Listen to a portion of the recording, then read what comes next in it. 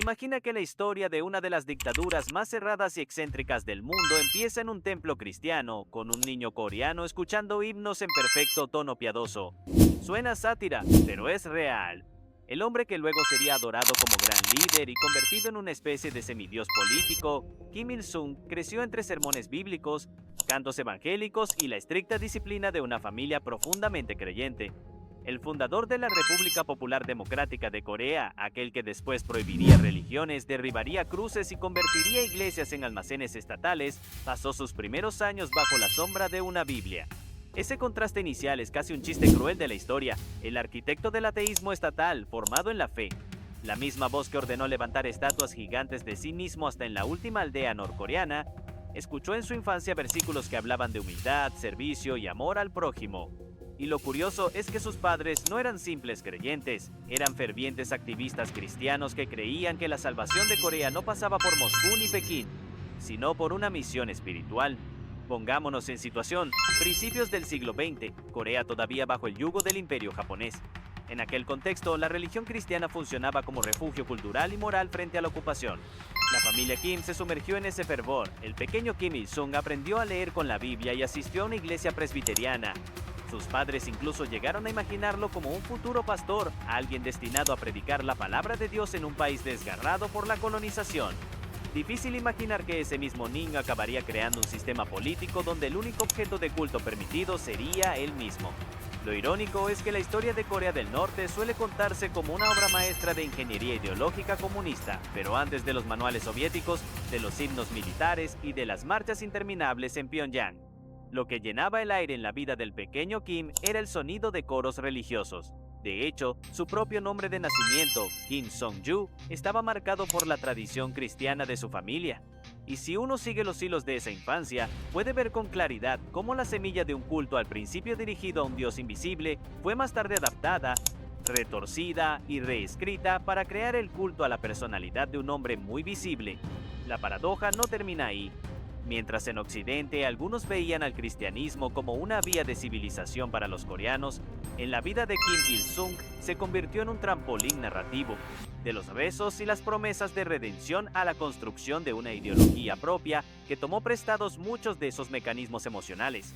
Al final, las procesiones religiosas se transformaron en desfiles militares, los himnos de fe en canciones patrióticas y los altares en estatuas de bronce. La historia arranca aquí, con un niño coreano que sostenía una Biblia en las manos y que acabaría reemplazándola por la constitución de un estado que prohibía la fe. Y ese niño, que debía ser el buen cristiano de la familia, terminó convirtiéndose en el gran líder de una dinastía política que aún hoy mantiene a 25 millones de personas atrapadas en un sistema que mezcla dogma, devoción y disciplina, pero ya no hacia Dios, sino hacia el fin. La ironía es tan brutal que no necesita adornos. Corea del Norte, ese país que encarna el hermetismo absoluto, se construyó sobre los cimientos emocionales de una infancia religiosa. Y el hombre que debía ser un pastor de almas, acabó siendo un pastor de masas, con la diferencia de que su evangelio no hablaba de salvación eterna, sino de obediencia total. Kim Il-sung, el hombre que nació Kim Song-ju, hijo de cristianos pobres y fervientes, terminaría convertido en el gran líder y fundador de la Corea del Norte moderna. Su nombre oficial en la propaganda resuena con títulos que parecen sacados de un manual de divinidad terrenal. Presidente eterno de la República Popular Democrática de Corea, Sol de la Nación, gran líder amado por todo el pueblo. El culto a su figura es tan obsesivo que incluso después de su muerte en 1994 continúa siendo el jefe de Estado oficial. Ningún otro país del mundo tiene un presidente muerto que sigue ocupando el cargo, y sin embargo en Pyongyang esa anomalía es presentada como prueba de su grandeza inmortal. El mito comienza a tejerse con hilos de exageración. Según la narrativa oficial, Kim Il-sung no fue simplemente un líder comunista formado en la lucha guerrillera contra los japoneses. Fue un estratega sin igual, un libertador providencial, casi un héroe mitológico que apareció en la historia coreana para derrotar al Imperio del Sol naciente. La propaganda pinta cuadros donde el joven Kim, con apenas 20 años, dirige ejércitos, se mueve por montañas nevadas y multiplica su presencia en cada batalla. El detalle real, sin embargo, es que sus fuerzas guerrilleras nunca superaron unos pocos centenares de combatientes dispersos en la frontera con Manchuria.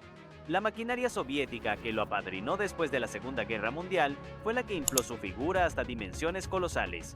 La ironía está en la contradicción entre la precariedad de su trayectoria real y el esplendor de su imagen propagandística.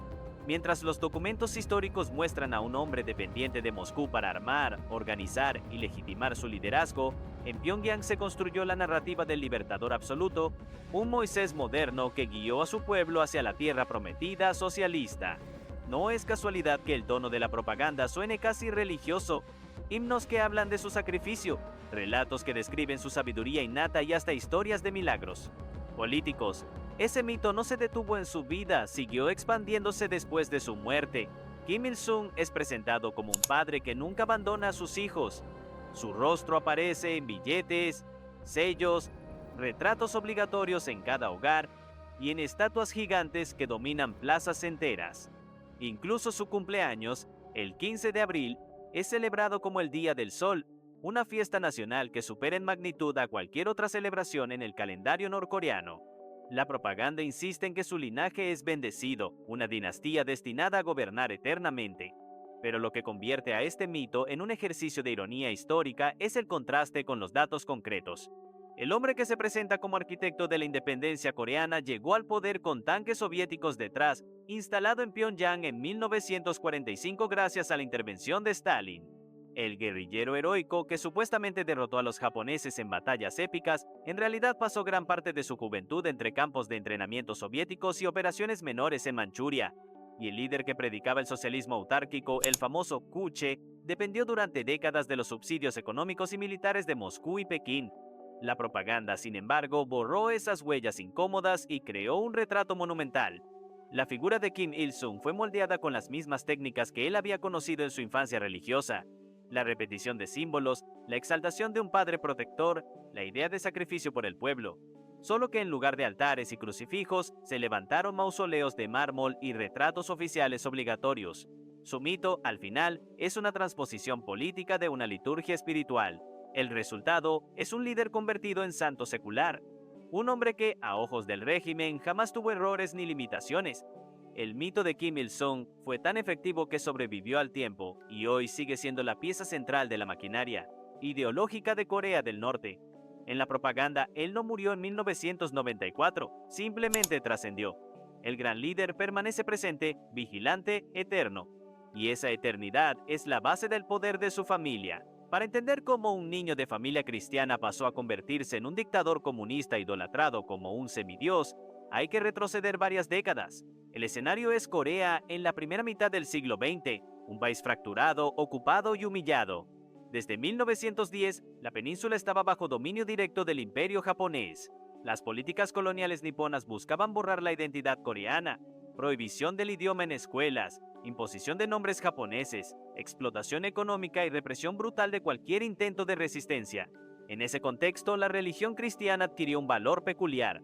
Para muchas familias como la de Kim Il-sung, no era solo fe, era una forma de afirmación cultural, un refugio contra la asimilación forzada.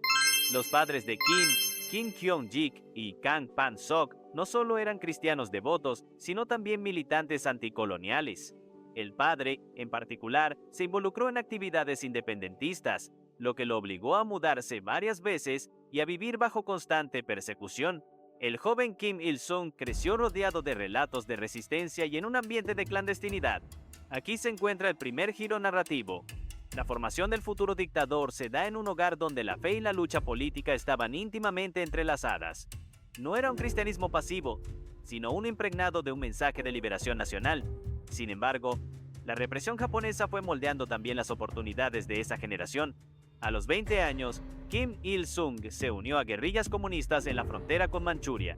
Era la época en que la Unión Soviética buscaba expandir su influencia en Asia y fomentaba movimientos de resistencia armada contra Japón. Fue en ese cruce de caminos donde la fe cristiana que había marcado su infancia quedó relegada, sustituida por la doctrina marxista-leninista y por la disciplina militar. El joven Kim no fue un gran teórico ni un pensador revolucionario, más bien fue un combatiente que supo alinearse con la potencia adecuada, Moscú. El gran giro llegó en 1945. La derrota de Japón en la Segunda Guerra Mundial dejó un vacío de poder en la península. Mientras el sur quedaba bajo control de Estados Unidos, el norte fue ocupado por tropas soviéticas. Stalin necesitaba un líder local que garantizara la implantación del comunismo en esa zona estratégica. y allí apareció Kim Il-sung, joven, con experiencia guerrillera, manejable políticamente y lo más importante, completamente dependiente de la tutela soviética. El 15 de agosto de 1945, Japón anunciaba su rendición. Ese mismo mes, Kim Il-sung fue llevado a Pyongyang por los soviéticos. El 14 de octubre de ese año, en una reunión multitudinaria organizada por Moscú, fue presentado públicamente como líder. Muchos coreanos ni siquiera sabían quién era. De hecho, en esa asamblea algunos veteranos de la resistencia cuestionaron su falta de trayectoria, pero la maquinaria soviética lo impuso de todos modos. Ese día se plantó la semilla de la figura que luego sería convertida en mito. Lo irónico es que mientras la propaganda norcoreana narra que Kim Il-sung se levantó como libertador de su pueblo tras derrotar a los japoneses, la realidad es que su ascenso fue resultado directo de la ocupación soviética. Sin Stalin, difícilmente habría tenido peso político. Y si la división artificial de la península trazada apresuradamente por Estados Unidos y la URSS en el paralelo 38, jamás habría existido un espacio para fundar la República Popular Democrática de Corea en 1948. Aquí aparece el segundo gran giro. El supuesto arquitecto de la independencia se consolidó gracias a la presencia de otro imperio extranjero. El niño cristiano convertido en el guerrillero comunista acabó siendo instalado por la potencia atea más influyente de la época, y la historia de Corea del Norte, desde sus inicios, quedó marcada por esa paradoja, un régimen que proclamaba soberanía absoluta, pero que nació tutelado por fuerzas externas. Ese contexto histórico explica por qué la propaganda tuvo que trabajar tan duro en las décadas siguientes. Había que borrar los rastros de dependencia. Había que construir un relato de heroísmo nacionalista puro. De allí nacen las historias de hazañas imposibles, los relatos de un Kim Il-sung que dirigía ejércitos fantasma y que ya desde joven habría demostrado un talento estratégico sobrehumano. Cuanto más endeble era la verdad, más monumental debía ser el mito. Así, lo que comenzó como una infancia marcada por la fe cristiana en una familia pobre y perseguida, terminó transformándose, a través de la guerra, la ocupación y la manipulación política, en la base de una dinastía que gobierna hasta hoy. El giro narrativo es contundente, de la Biblia al fusil, del sermón al discurso de partido, de la esperanza espiritual a la fe ciega en un hombre. Para entender la construcción del mito de Kim Il-sung, no basta con observar la narrativa general. Hay que descender al terreno de lo concreto, de los objetos, de las cifras y de las escenas sensoriales. Porque Corea del Norte no se limitó a levantar un culto abstracto, lo materializó en exceso. El detalle obsesivo fue la herramienta central para transformar a un líder político en un ídolo omnipresente. Empecemos por los retratos obligatorios. Cada hogar norcoreano debe exhibir en la pared principal de la sala un retrato de Kim Il-sung y desde los años 90 otro de su hijo Kim Jong-il. Estos cuadros no son opcionales, forman parte de la vida cotidiana. No colgarlos, no limpiarlos a diario o colocarlos en una posición indigna puede acarrear castigos severos.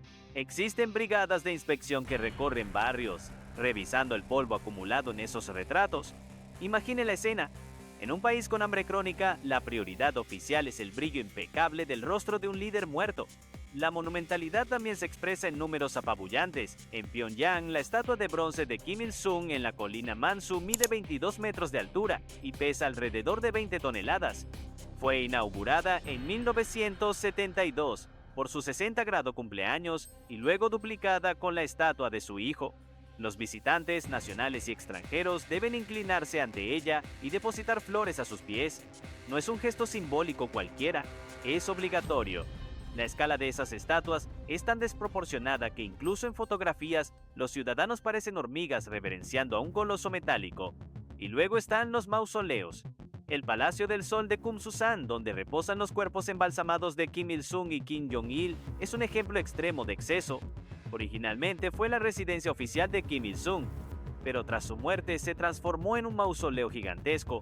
Para mantenerlo se estima que se gastan cientos de millones de dólares al año, en un país donde el ingreso promedio per cápita se mantiene entre los más bajos del planeta. En el interior, los visitantes caminan por pasillos interminables de mármol, pasan frente a estatuas iluminadas con luces suaves, escuchan música solemne y finalmente ingresan a salas refrigeradas donde los cuerpos reposan bajo vitrinas de cristal. Todo un ritual de reverencia que mezcla lujo imperial con disciplina casi religiosa. El exceso no se limita a las obras físicas, también abarca lo simbólico. Kim Il-sung no solo tiene su propio mausoleo, sino su propio calendario. El tiempo en Corea del Norte se rige por el Juche. El año 1912, fecha de su nacimiento, es el año 1. Así, mientras en gran parte del mundo el calendario marca 2025, en Pyongyang se vive el 114 de la era Juche. Hasta el tiempo fue rediseñado para girar alrededor de él. Las Kundo, publicaciones oficiales, llevan este exceso hasta el ridículo. Manuales escolares enseñan que el gran líder fue un niño prodigio que escribía poemas revolucionarios antes de los 10 años, que vencía a japoneses en combate cuerpo a cuerpo siendo adolescente y que ideó las bases del Juche en su primera juventud. Los niños aprenden a leer con frases que dicen: "El gran líder ama a los niños". Su nombre aparece en canciones, en poesía y hasta en recetas de cocina que destacan cómo él aconsejó sobre la alimentación del pueblo. Los objetos cotidianos también están impregnados de su imagen. Billetes, monedas, sellos postales, carteles y murales exhiben su rostro sonriente. Hay ciudades enteras que llevan su nombre y su figura está reproducida en mosaicos, relieves y vitrales. En ocasiones, la propaganda llega al detalle sensorial. Descripciones de cómo el gran líder comía arroz simple para solidarizarse con el pueblo, cómo vestía ropa modesta de algodón marrón para demostrar austeridad o cómo recorría fábricas oliendo el sudor de los trabajadores. Cada detalle, por mínimo que parezca, es transformado en una anécdota heroica. Incluso las celebraciones nacionales están diseñadas en exceso.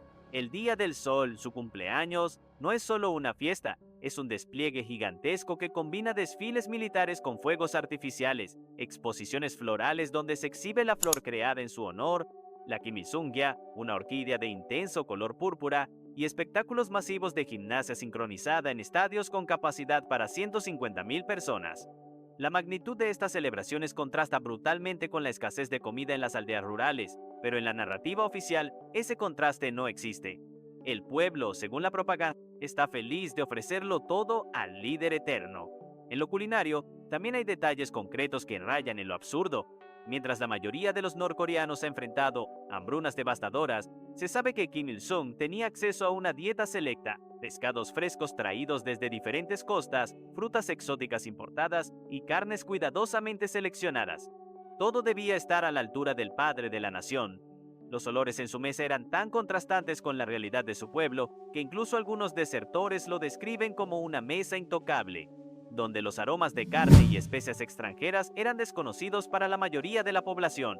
En resumen, la construcción de su mito no se quedó en discursos, se incrustó en paredes, monedas, calendarios, flores, alimentos y hasta en el aire solemne de los mausoleos. Cada detalle es excesivo porque la grandeza de un mito necesita saturar la realidad hasta borrar cualquier grieta. El exceso es su forma de ser creíble. Cuanto más monumental e invasivo, más difícil resulta dudar de él. Aquí es donde la historia adquiere un tono casi teatral, el contraste entre la propaganda y la realidad, porque mientras los libros de texto norcoreanos hablan de un líder austero, casi asceta, que compartía las penurias del pueblo, los hechos muestran un panorama distinto, cargado de privilegios y contradicciones. La propaganda dice que Kim Il-sung comía lo mismo que los campesinos, arroz, maíz, sopas sencillas, pero en su mesa nunca faltaban carnes seleccionadas, frutas exóticas y bebidas importadas. La imagen oficial lo mostraba con chaquetas sencillas de tela marrón, pero tenía a su disposición un guardarropa de cortes finos confeccionados en talleres estatales exclusivos. La austeridad se predicaba en público, mientras el confort se disfrutaba en privado. Lo mismo ocurre con la vivienda. Oficialmente, el gran líder vivía en condiciones modestas, como un padre que no necesitaba lujos para guiar a sus hijos. En la práctica, residía en complejos fortificados con jardines extensos, lagos privados y sistemas de seguridad avanzados. Mientras tanto, en la misma década de los 90 en que se consolidaba su mito eterno, cientos de miles de norcoreanos morían en la hambruna conocida como la Ardua Marcha. El contraste se amplifica cuando se observa la narrativa de independencia nacional. Corea del Norte se presenta como un país autosuficiente gracias al Juche, la ideología que supuestamente Kim Il-sung creó en su juventud. La realidad es que la supervivencia económica de su régimen dependió durante décadas de los subsidios soviéticos y chinos. El discurso era soberanía absoluta, pero las estadísticas mostraban dependencia crónica, un contraste moral que se vuelve aún más llamativo si recordamos su infancia. Un niño educado en la humildad cristiana, que más tarde repudió la religión pero mantuvo el formato de culto, La ironía moral es que muchos de los mecanismos que Kim Il-sung adoptó para consolidar su poder son los mismos que él había visto en la fe cristiana de su familia. Sermones sustituidos por discursos interminables, himnos religiosos transformados en canciones patrióticas, altares reemplazados por estatuas de bronce. La diferencia es que donde antes se hablaba de amor y salvación, ahora se hablaba de obediencia y sacrificio. Las comparaciones resultan inevitables. La propaganda asegura que Kim Il-sung nació bajo signos prodigiosos y que su vida fue un ejemplo de virtud. Pero la historia recuerda que llegó al poder gracias a la ocupación soviética, que eliminó rivales políticos con purgas implacables y que instauró un sistema de vigilancia que convirtió la vida cotidiana en un estado de sospecha permanente. En otras palabras, un padre que en nombre del amor al pueblo lo encerró en una jaula ideológica. Ese es el corazón de la ironía moral. Un líder presentado como salvador, que en realidad encadenó a su nación. Un hombre que predicaba igualdad mientras construía una dinastía. Un dictador que prohibió la religión, pero gobernó como un profeta. La propaganda y la realidad se enfrentan, y en ese choque emerge la paradoja que define a Corea del Norte. Entre las múltiples capas del mito de Kim Il-sung, hay anécdotas que rozan lo inverosímil, y citas que, por su propia naturaleza, revelan el tono mesiánico con el que él mismo alimentó su imagen. Una de las más llamativas es aquella que solía repetirse en sus discursos: "El pueblo es mi Dios". Con esa frase, Kim lograba un doble efecto. Por un lado, sustituía la fe religiosa tradicional por la devoción política hacia su figura. Por otro, revestía su poder de un aura casi sagrada, como si gobernar no fuera un acto de autoridad, sino de adoración recíproca. El eco de esa cita se percibe en la manera en que se organizaban los actos públicos. En las concentraciones masivas de Pyongyang, miles de personas eran movilizadas para escuchar sus discursos que podían durar varias horas. Lo extraordinario no era la extensión de sus palabras, sino la puesta en escena. Multitudes que escuchaban en silencio absoluto, interrumpidos solo por aplausos coreografiados, como si de una misa solemne se tratara. En esos momentos la frase "el pueblo es mi Dios" se materializaba. El líder hablaba y la multitud respondía como una congregación de fieles. Otra anécdota documentada y repetida en el relato oficial es la del encuentro con campesinos durante sus giras por aldeas. Según la propaganda, Kim Il-sung se detenía a probar la sopa de maíz de los hogares humildes, sonreía satisfecho y decía: "Mientras mi pueblo coma, yo soy feliz". El contraste con la realidad, un líder rodeado de abundancia en medio de un país con hambre, convierte la anécdota en un ejemplo perfecto de la ironía norcoreana. El gesto paternal se multiplica en carteles y canciones, mientras las mesas de millones de familias permanecían vacías. También circula un episodio relacionado con su cumpleaños. En 1972, cuando cumplió 60 años, se organizó la inauguración de la gigantesca estatua en Mansu Hill. Durante el acto, un grupo de estudiantes lloraba desconsoladamente frente al monumento recién descubierto. Kim Il-sung, según el relato oficial, se acercó y les dijo: "No lloren, estoy vivo y entre ustedes". La escena, repetida en manuales y panfletos, reforzaba la idea de que él no era un simple ser humano, sino una presencia permanente, casi eterna. Estas frases y episodios no son simples adornos propagandísticos, funcionan como anclas emocionales que convierten a Kim Il-sung en un símbolo vivo en la mente colectiva. Cada cita, cada gesto narrado hasta el cansancio, alimenta la liturgia política que sustituye al espacio religioso que él mismo había desmantelado en Corea del Norte. Y lo curioso es que en esa liturgia se reconocen los ecos de la infancia cristiana del líder. Parábolas, frases sentenciosas, anécdotas ejemplares, todo orientado a crear fe en lugar de razonamiento. La ironía está servida: un dictador que prohibió iglesias, pero que gobernó con sermones. Un líder que expulsó a Dios de su país, pero que se presentó como su sustituto. Y, al final, esas citas y anécdotas siguen repitiéndose, como si fueran escrituras sagradas de un evangelio político escrito en clave norcoreana. La historia de Kim Il-sung, vista en detalle, deja siempre la sensación de estar frente a un espejo deformante. Un niño que escuchaba himnos en una iglesia cristiana se convirtió en el creador de un estado que prohibió las religiones. Un joven guerrillero dependiente de Moscú se transformó en el libertador absoluto según la propaganda. Un líder que predicaba autosuficiencia gobernaba con subsidios extranjeros. Cada paso en su trayectoria parece llevar consigo una paradoja cuidadosamente maquillada. Si se observa desde una primera lectura, la más superficial, el relato que queda es el de un fundador nacional. Un hombre que levantó a su pueblo de las ruinas de la ocupación japonesa, que diseñó un sistema propio, el buche, y que, consiguió mantener a Corea del Norte en pie frente a potencias extranjeras mucho más fuertes. Esa es la versión oficial que se enseña en Pyongyang y que todavía moviliza lágrimas en actos públicos. Pero si uno cambia el ángulo de la mirada, aparece otra lectura muy distinta. La historia de Kim Il-sung también es la de cómo un país entero quedó atrapado en un relato artificial, sostenido a base de represión, propaganda y control ideológico. La autosuficiencia era en realidad dependencia, la austeridad, privilegio, la devoción popular, miedo, y el supuesto padre de la nación se convirtió, en los hechos, en el arquitecto de una dinastía hereditaria que contradice los ideales igualitarios que decía representar. Lo más llamativo es que ambas lecturas conviven. Para el ciudadano norcoreano, especialmente aquel que jamás ha tenido acceso a fuentes externas, el mito sigue vivo y es incuestionable. Para el observador externo, la evidencia muestra un relato manipulado hasta lo grotesco. Esa doble lectura no es un accidente, es la esencia del sistema. El régimen necesita que el mito sea absoluto adentro y cuestionado afuera, porque en esa tensión reside su fuerza simbólica. El cierre de esta parte es, inevitablemente, irónico. El buen cristiano que debió haber sido un pastor de almas terminó siendo el fundador de una liturgia política donde solo hay un altar, su propio retrato.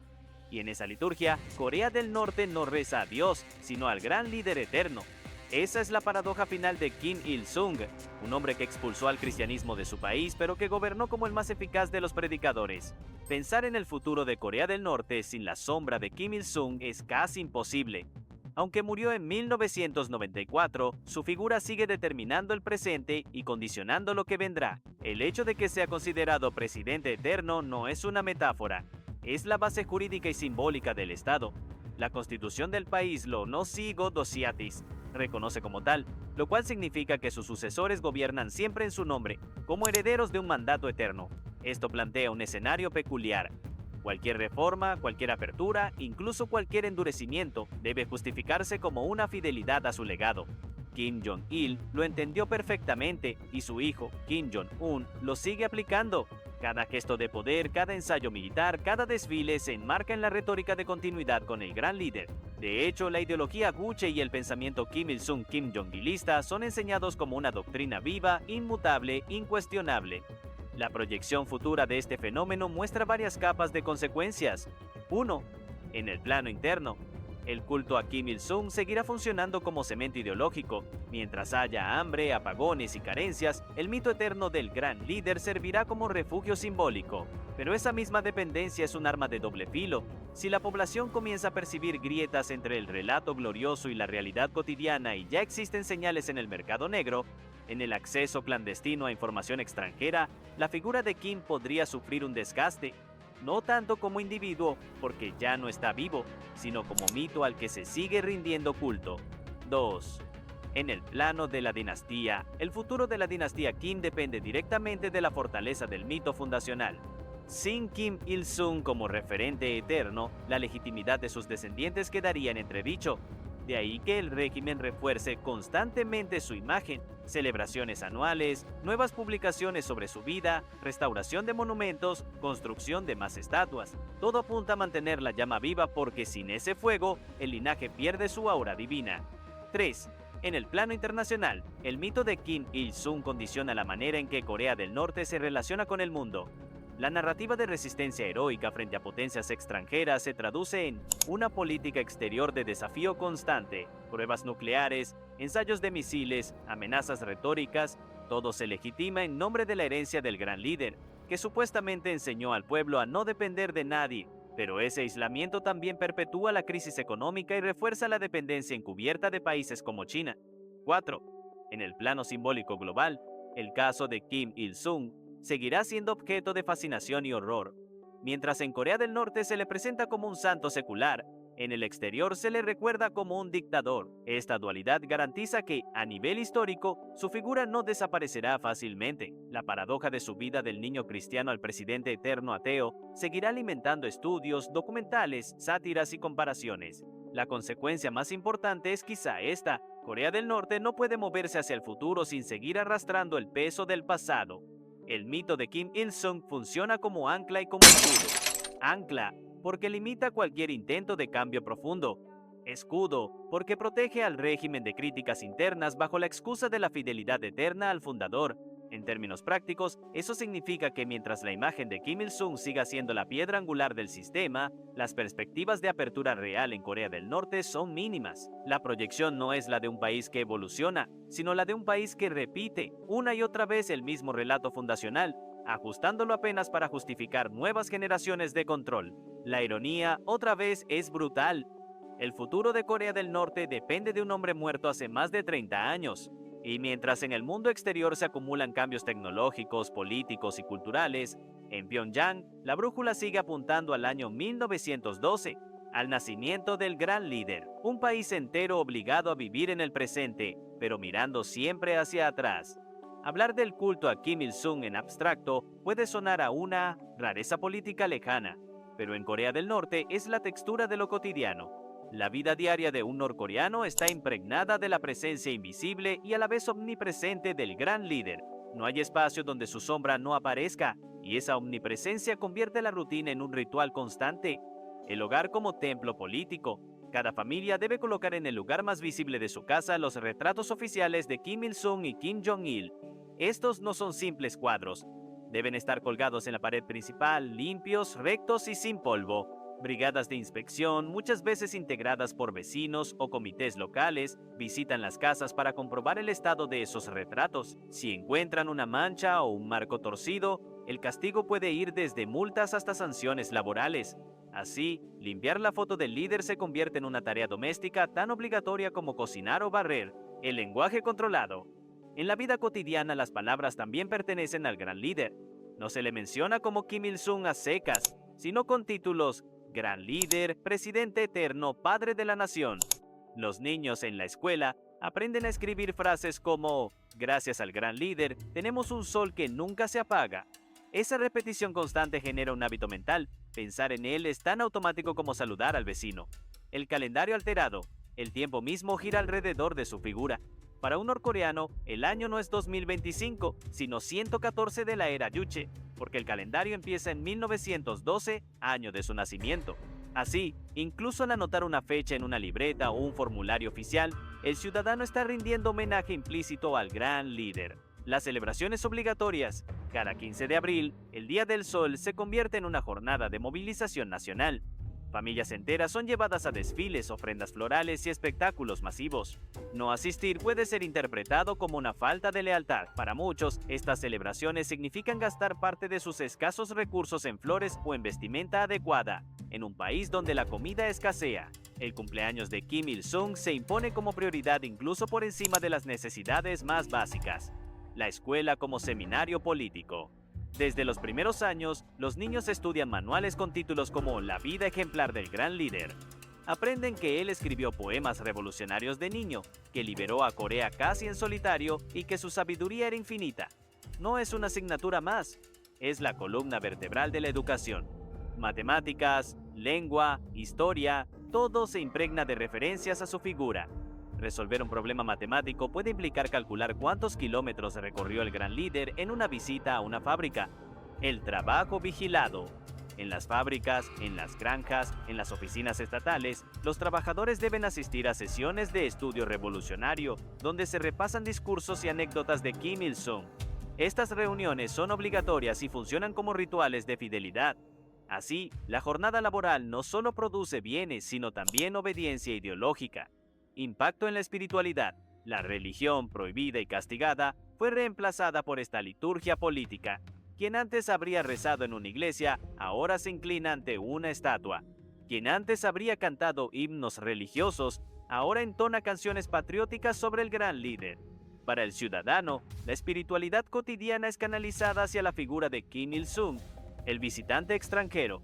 Incluso quienes llegan de fuera perciben el peso del mito. Un turista debe inclinarse ante la estatua de Man Soo-il, debe comportarse con solemnidad frente a los mausoleos y tiene prohibido hacer comentarios irrespetuosos. La vida cotidiana de los norcoreanos se extiende también a los extranjeros mientras estén dentro del país. Todos deben participar en la liturgia, aunque sea de forma momentánea. El resultado de todo esto es que Kim Il-sung no es solo un personaje del pasado, sino una presencia diaria. Su rostro está en la sala, su nombre en los libros, su fecha de nacimiento en el calendario, sus discursos en el trabajo, su memoria en las calles. Para un norcoreano común, la vida entera se convierte en un ciclo de gestos dirigidos a mantener viva la llama del líder eterno. La ironía es evidente, un hombre que murió en 1994 sigue marcando la agenda de cada día en 2025. No es recuerdo, es rutina, no es historia, es presente. Y en esa presencia se encuentra la clave de la vida cotidiana en Corea del Norte. Vivir es también rendir culto.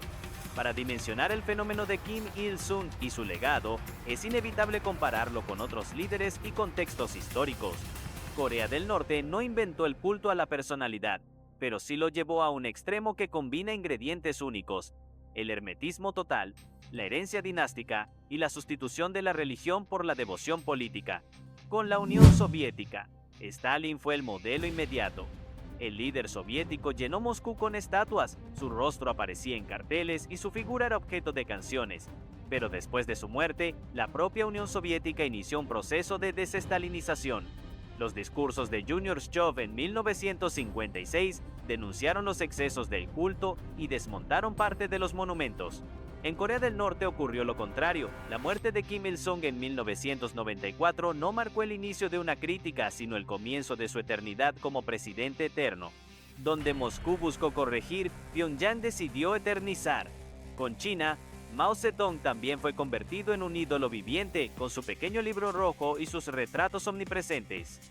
Sin embargo, tras su muerte en 1976, China avanzó hacia reformas económicas que, aunque mantuvieron la censura política, redujeron el peso absoluto del mito maoísta en la vida diaria.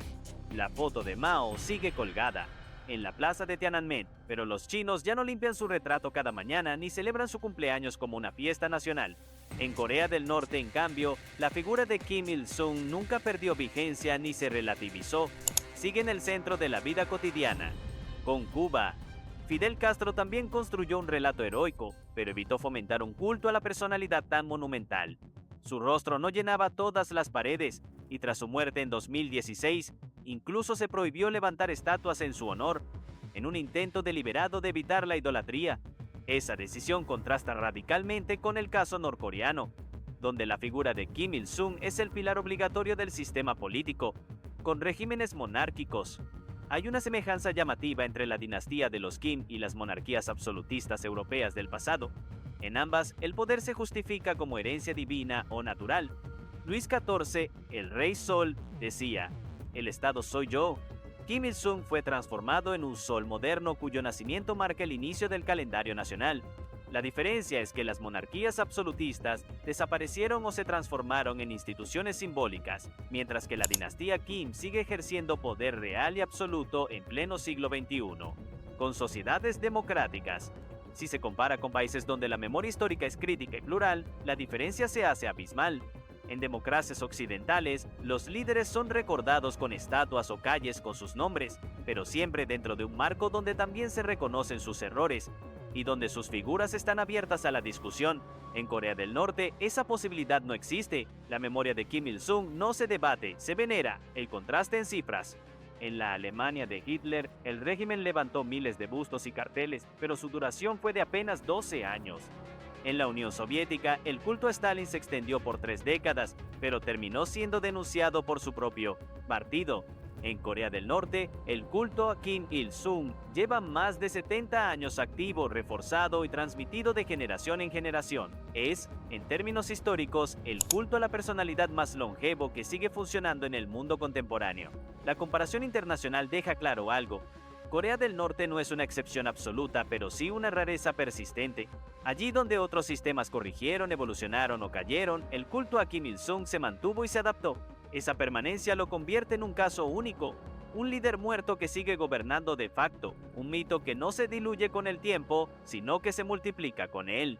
La historia de Kim Il-sung es una parábola irónica escrita con sangre, bronce y mármol. Un niño que aprendió a leer en la Biblia terminó escribiendo un evangelio político donde él mismo era Dios. Un guerrillero modesto se transformó en un libertador inmortal gracias a la propaganda soviética. Un dictador que predicaba autosuficiencia sobrevivió décadas gracias al dinero y al grano de Moscú y Pekín. Lo sorprendente no es solo la magnitud del mito, sino su permanencia. En pleno 2025, Kim Il-sung sigue ocupando la presidencia de un país que ya lo enterró hace más de 30 años. Su rostro observa desde cada billete, cada pared y cada calendario. Su cumpleaños eclipsa la vida de millones de personas que apenas tienen que comer. Su nombre aún marca la hora oficial de la nación, como si el tiempo mismo girara alrededor de él. El cierre de esta historia no necesita artificios, basta con mirar la paradoja en su estado más puro. Corea del Norte, oficialmente atea, prohibió la religión, destruyó iglesias y castigó la fe, para terminar levantando una liturgia aún más estricta, más ritualizada y más invasiva que cualquier religión conocida. Kim Il-sung no expulsó a Dios, lo reemplazó, y en ese reemplazo convirtió a su país en un santuario político donde lo sagrado no está en los cielos, sino en los muros, en los retratos y en las estatuas. En última instancia, la figura de Kim Il-sung sintetiza el drama de Corea del Norte, un pueblo que cambió crucifijos por bronces, himnos por marchas, oraciones por consignas. Y todo para rendir culto a un hombre que, bajo la máscara de gran líder, construyó un altar que aún hoy consume la vida de millones. La ironía final es inevitable. El buen cristiano que debió haber predicado amor al prójimo, terminó predicando devoción ciega a su propio nombre. Y en ese acto, condenó a su nación a vivir en un tiempo eterno, sin pasado que se cuestione, sin presente que se critique y sin futuro que se imagine fuera de su sombra.